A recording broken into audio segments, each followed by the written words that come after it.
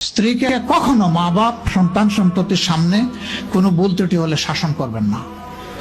একা নিয়ে বুকে জড়িয়ে ধরে তার সমস্ত নেক কাজের স্বীকৃতি দিয়ে তারপরে বলবো যে এরকম একটা বিষয় আমি দুঃখ পাই নাই, তবে আমি চাই যে এটা তুমি কারেকশন করে নাও এবং আমি আল্লাহর দরবারে তোমার জন্য দোয়া করব।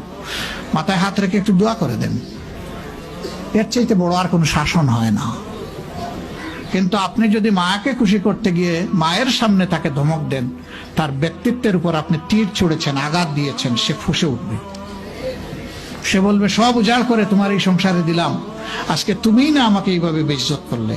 সে মানুষ তো, তার মানবিক রিয়াকশন হবে। কাজ করবো না আমরা কেউ। আমাদের জীবনের অংশ, আমাদের হাড়ের অংশ, আমাদের কলিজার অংশকে আমরা সেইভাবে সম্মান দিব ইনশাআল্লাহ। আমরা ভালোবাসবো সে আমার স্ত্রী, আমরা শ্রদ্ধা করবো সে আমার সন্তানের মা। স্ত্রী হিসাবে ভালোবাসা পাবে, মায়ের জাতি হিসাবে সে সম্মান পাবে। এই দুইটা ব্যালেন্স করে যদি আমরা চলি, গড় হবে জান্নাতের টুকরা ইনশাআল্লাহ।